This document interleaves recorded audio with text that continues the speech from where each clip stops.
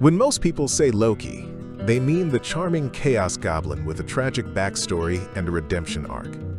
But the Loki you know, especially the pop culture Loki, is only one version. In the old Norse stories, Loki isn't consistently a hero or a villain or even a character arc.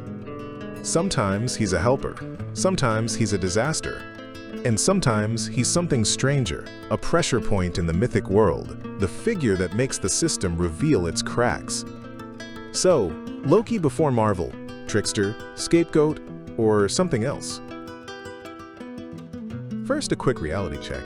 Norse myth doesn't come to us as a tidy official scripture. A lot of what we quote comes from medieval Iceland, poems and prose written down after Scandinavia had largely converted to Christianity. That doesn't make the stories fake, but it does mean we're looking through layers. Oral tradition, regional variations, and later writers, especially the famous Icelandic author Snorri Sturluson, organizing older material into a coherent myth world. And across those sources, Loki shifts a lot. So if you've ever wondered, which Loki is the real one? The honest answer is, the sources don't agree enough to give us a single Loki. Here's the first surprise. Loki is inside the divine social circle. He travels with the gods, he eats with them, he talks like someone who belongs in the room. He's not presented as a horned demon from the underworld. He's a sharp-tongued companion, a risky friend, someone whose talents are useful and whose personality is exhausting. Loki's superpower isn't strength, it's social disruption. He can lie, bait, flatter, insult, and improvise faster than anyone else. And in myth, that's not automatically evil. It's dangerous, because it's powerful.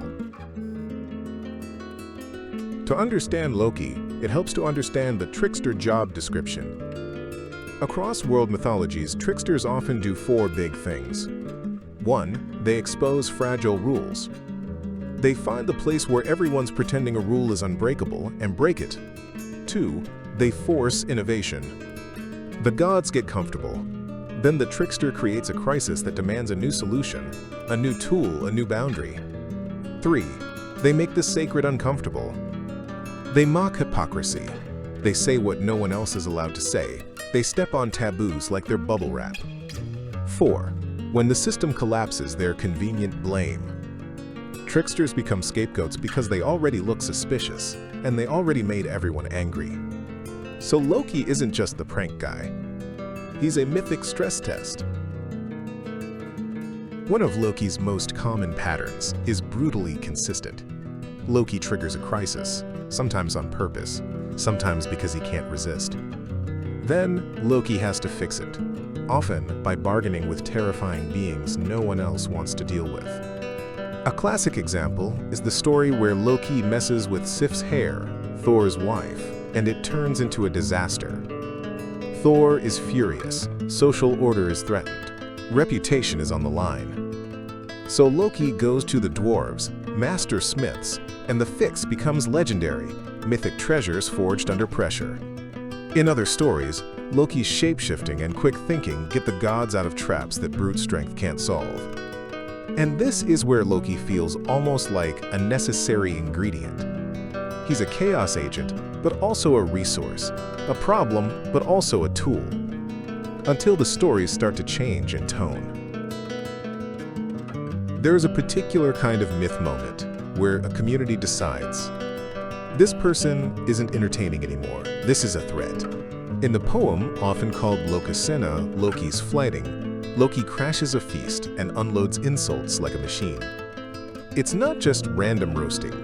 He weaponizes secrets, shame, and moral hypocrisy. And the room's reaction tells you something important. Loki knows exactly where the social weak points are. And the gods, despite all their power, are vulnerable to humiliation. This is trickster energy at full voltage, the ability to destabilize the group with words. But then the myth cycle moves toward irreversible harm, and Loki becomes the figure the system can't tolerate. The most famous dark turn is the death of Baldur, one of the brightest, most beloved gods. In the best-known versions, Loki engineers the tragedy by exploiting a loophole, because of course he does. and turns a harmless moment into catastrophe. And notice the myth logic here. Baldur's death isn't just sad, it's cosmically wrong. It's the kind of event that tells you the world has started leaning toward collapse. So Loki becomes the answer to the question, who do we blame for the beginning of the end? That's the scapegoat function in real time. Then comes punishment. Loki is bound in a cavern. Venom drips above him. Whether you read it as moral justice or cosmic necessity, the imagery is clear. The system is trying to pin chaos to a rock and keep it there. But binding Loki doesn't prevent the end. It just delays it. In the Ragnarok tradition, the doom of gods, Loki is no longer the chaotic friend at the table. He's aligned against the gods in the final collapse. And now that earlier pattern, rules, crisis, consequences, hits maximum scale. All the boundary crossing, all the taboo breaking, all the social friction becomes mythic war. But even here, it's worth asking, is Loki the cause of collapse? Or is Loki the mythic way of saying collapse was always possible, and now it has a face? This is where myth versus movies gets really interesting. Modern storytelling, especially blockbuster storytelling, loves character arcs. So Loki becomes a person you can track. Betrayal, regret, redemption, relapse, growth. And that's compelling. It's why audiences love him. But in the older myth material, Loki often reads less like a modern psychological portrait and more like a function in the cosmos. He's the one who tests the gods, pride, exposes their hypocrisy, forces new solutions into existence, and eventually absorbs the blame when things fall apart. So did the myths change Loki? Or did later tellings and our modern expectations reshape Loki into the kind of person we recognize? If you want one clean label, Trickster is true, but incomplete. Because Loki also looks like a scapegoat. The figure who carries the shame and fear of a system that knows it isn't as stable as it pretends to be. And maybe that's the real Loki before Marvel. Not just a prankster, not just a villain, but a mythic mirror.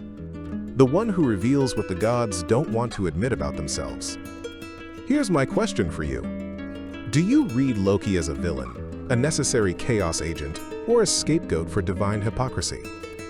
Drop your take in the comments, especially if you've got a favorite Loki scene from the poems. And if you want to follow up, we can do a part 2, Loki's children and what monsters represent in Norse myth.